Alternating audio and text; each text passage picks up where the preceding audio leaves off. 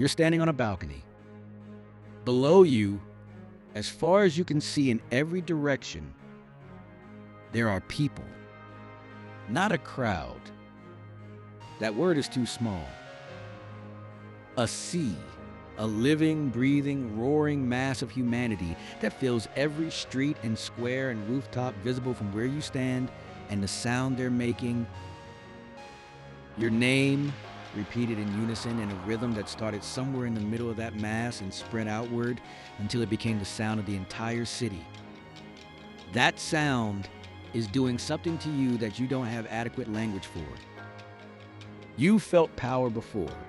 You felt the specific electricity of a room deferring to you, of decisions being made because you made them, of men who were your superiors 6 years ago now waiting for you to finish speaking before they dare to breathe. You know what power feels like up close? This is something else. This is power at the scale of a nation. You raise your hand, one hand, and the sound, the roaring, rhythmic, city-filling sound of your name stops. Instantly. Completely. 2 million people go silent because you raised one hand. You let the silence sit for a moment. Then you speak. And they listen. Let's go back to the beginning. Because you weren't born on this balcony, nobody is. The balcony is the end of a road that starts somewhere much smaller and much more ordinary. And understanding that road is the only way to understand how a person becomes what you've become. You were born in 1961 in a provincial town that nobody outside the country has heard of. Your father was a military officer, not a senior one. Not the kind whose rank confers social elevation. A mid-level officer in a mid-level army in a country that has been, for most of its existence, mid-level in every respect. He was disciplined, proud, and completely certain about the proper order of things. Who commanded and who obeyed. What was owed to the nation. What the nation owed in return. These were not abstract beliefs. They were the organizing principles of his household, applied with the consistency of a man who saw the world as a structure that functioned correctly when everyone knew their position. You learned 2 things from your father. The first was discipline. You understood early that the world responds to people who prepare when others rest, who move when others hesitate, who are willing to do the uncomfortable thing with a consistency that most people cannot sustain. You were never the most naturally gifted student or the most athletically talented. You were the most prepared. Always, without exception. This became your signature before you had a public self to attach it to. The second thing was resentment. Not your father's resentment, your own. You watched your father defer throughout your childhood to men you could see were less capable than him. You watched competence subordinated to connection, to birth, to the specific accident of who your family knew and who they didn't. Your father accepted this with the equanimity of a man who had made his peace with the structure of things. You never made that peace. You attended the National Military Academy on merit. Not connection, your family had none that mattered. Merit. You graduated 3rd in your class, which should have been 1st, and would have been 1st if the evaluations had been purely about performance rather than about the composite of factors that institutional evaluations are always actually about. You noted the names of the 2 men who graduated ahead of you. You remember them still? Level 2, the officer. Your military career is distinguished without being celebrated. You are posted to positions that are challenging and unglamorous. Border regions, logistics commands, the institutional spaces where the difficult work gets done by the people the institution can't afford to lose and doesn't particularly want to reward. You excel in all of them. You develop a reputation among the men you command as a leader, who is demanding, fair, and completely without the casual cruelties that characterize officers who have power over people and haven't thought carefully about what that means. The men would follow you anywhere. That becomes important. You also develop, during this period, an education that has nothing to do with your formal duties. You read voraciously history, political philosophy, economics, the specific literature of power, how it's built, how it's maintained, how it fails. You're particularly interested in failure, in the mechanisms by which governments collapse, by which leaders lose the institutions that should protect them, by which the gap between official power and real power opens up and swallows people whole. You are not at this stage thinking about your own ascent, or you're not admitting to yourself that you are. The thoughts exist in a register you haven't fully excavated yet. A set of observations and analyses and assessments that are organized around a question you haven't quite asked out loud. The question is, how would you do it differently? The country during this period is governed badly. Not dramatically, not with the visible corruption of a regime that loots openly and rules by terror. The badness is subtler, an accumulation of institutional failures, economic mismanagement, a political class that has been in power long enough to have confused its own interests with the national interest so completely that the distinction no longer registers. The people are not suffering in the acute way that produces revolutions. They're suffering in the chronic way that produces a kind of exhausted contempt, a generalized sense that the people running things are not the people who should be running things, and that there is no mechanism for changing this.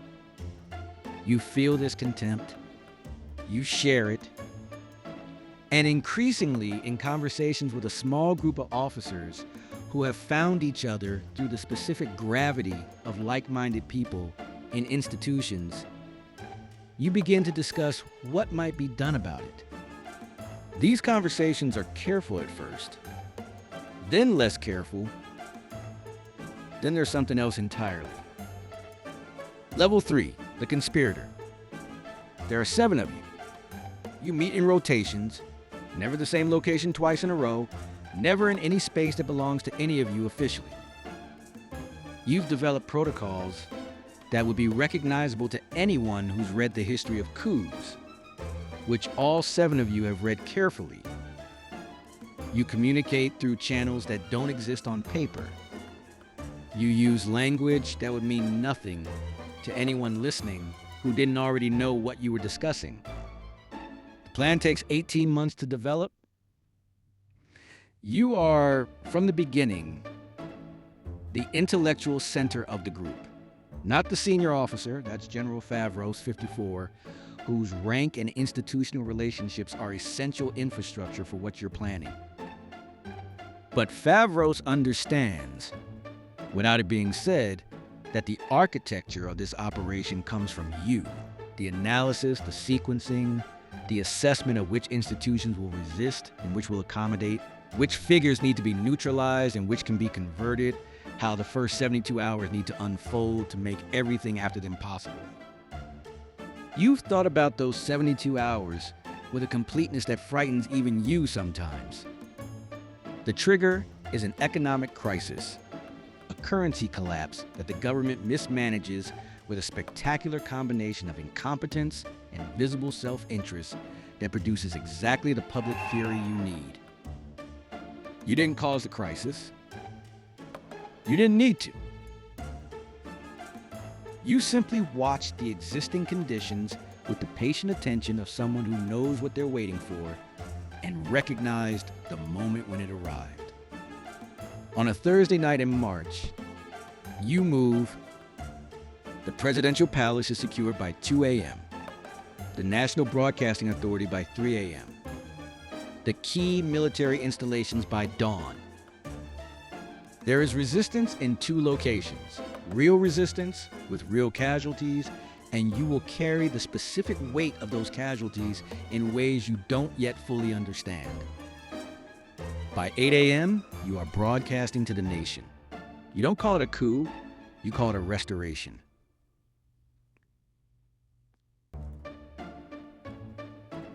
A correction.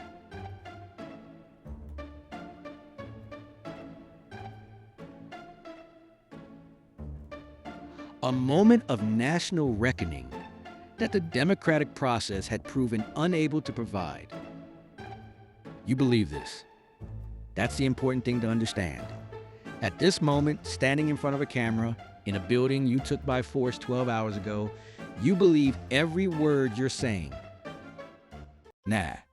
Hashtag level 4, the revolutionary. The first year is the best year. You move fast because you understand from all the reading, from all the analysis of how these transitions succeed and fail, that the window of genuine popular support is finite, and that what you build inside that window determines everything that comes after.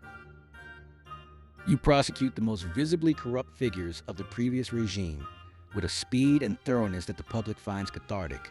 The trials are real, not show trials, not yet.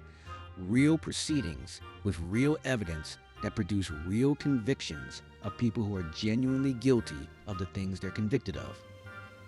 The country watches and feels something it hasn't felt in a long time. Accountability. The sense that the powerful are not beyond consequence. You restructure the economic management of the country with a competence that begins to produce visible results within 6 months. Not dramatic results. Economies don't work that way. And you know this, and you're frustrated by the gap between what's actually happening and what people's expectations require.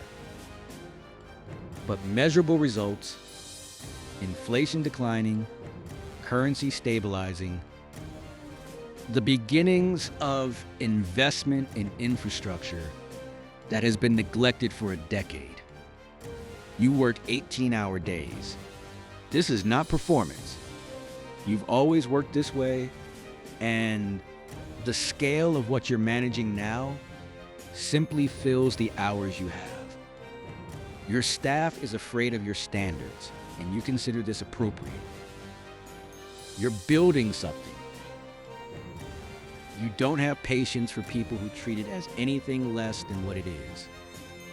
You also, in this first year, make decisions that you frame to yourself as necessary, and that you will later understand as the first steps on a road you didn't fully see the end of. A newspaper that is critical, not viciously, not dishonestly, but critically, is pressured through its advertisers into a change in editorial leadership. You don't order this directly, you don't need to. The people around you have developed in the way that people around power always develop. An ability to anticipate what you want and provide it without being asked. You notice this ability developing in them, and you find it useful. You don't examine what it means. 3 years in, the elections you promised during the transition have been delayed. Not canceled, delayed. The language is specific, and you've chosen it carefully. The country is not yet stable enough. The institutions not yet rebuilt enough. The threat of the previous regime's remnants not yet sufficiently neutralized to risk a democratic process that could be manipulated by forces that don't have the national interest at heart. These are real concerns. You're not fabricating them. The previous regime does have remnants. There are real external actors who would prefer instability. The institutions are genuinely fragile. But you're also aware, in the honest part of yourself that you visit less frequently now, that the concerns are real and that they're also convenient. That the same intelligence that could be used to assess when the country is stable enough for elections is being used to perpetually define stability in ways that keep the elections receding. Your inner circle has changed. The original seven, Favros and the others, are still present, but their relationship to you has transformed. Favros, who was the senior partner in the original conspiracy, now occupies a position that is formally significant and practically advisory. The people with real access are a different group. Younger, more personally devoted, selected partly for competence and increasingly for loyalty. The distinction between those two things is, one, you're making more often and noticing less. There is a man named Dario who runs your internal security apparatus. He is exceptionally good at his job, which is identifying threats to your position, real threats, imagined threats, potential threats, and people who might someday become threats if circumstances changed. The categories blur in his work, and you've decided that this blurring is an acceptable cost of the security it provides. A university professor publishes a paper arguing that the constitutional framework you've established concentrates too much power in the executive. The paper is academically careful, scrupulously nonpartisan. He's arrested 3 weeks later on tax evasion charges that are technically valid and practically have nothing to do with the paper. You don't order this. You don't need to. You haven't needed to order things like this for about 18 months. 6 years in, the elections happen. You win with 84% of the vote. The international observers note irregularities. Your state media describes the observers as agents of foreign interference. A significant portion of your population believes the state media because the state media is the primary information source available to them, because the independent press has been gradually, methodically, through a combination of legal pressure and economic strangulation and the occasional arrest of a journalist under laws that technically aren't about journalism, reduced to a marginal presence that most people have either stopped accessing or stopped trusting. You didn't build a propaganda apparatus. You dismantled an independent information ecosystem, and the propaganda apparatus grew in the space that was left. The distinction feels important to you. It becomes less important over time. Your economy is performing adequately, not brilliantly. The structural reforms of the first years have produced genuine improvements that genuine mismanagement in subsequent years has partially eroded, but adequately. Enough that the majority of your population has a material standard of living that is defensible in comparison to the recent past, and that this comparison does significant work in maintaining a baseline of support that you've learned to think of as sufficient. You've also learned to think of dissent as a management problem rather than a signal. Early on, in the first years, when you still visited the honest part of yourself regularly, dissent felt like information, like feedback from the system about where the system was failing. You listened to it, processed it, sometimes acted on it. Now dissent feels like noise at best and threat at worst. The people around you have learned to present it to you this way, because presenting it this way produces the responses they've learned to anticipate. The feedback loop between your perception and their presentation of reality has closed in on itself until what you know about your country is almost entirely mediated by people whose careers depend on your continued satisfaction with what they tell you. You know, abstractly, that this is happening. You've decided the alternative is worse. Abstract level 7, the isolated. 10 years in. The balcony, the crowd, your name in unison from 2 million people. Some of them are there voluntarily, some of them more than the state media would acknowledge, and fewer than your critics claim, are there because attendance at events like this is noted and absence has consequences that aren't stated explicitly and don't need to be. You can't tell the difference from the balcony. You haven't been able to tell the difference for years.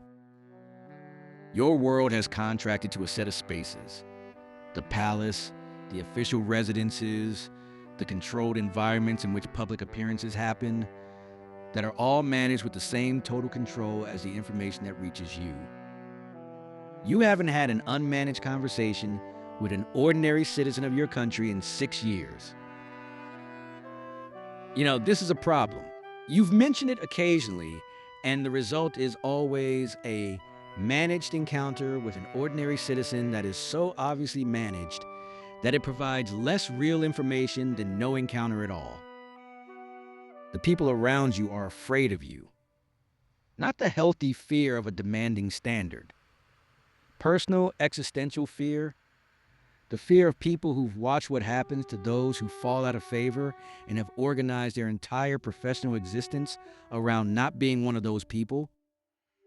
This fear makes them useless to you in the most important ways. You need people who will tell you what's true. You have people who will tell you what keeps them safe.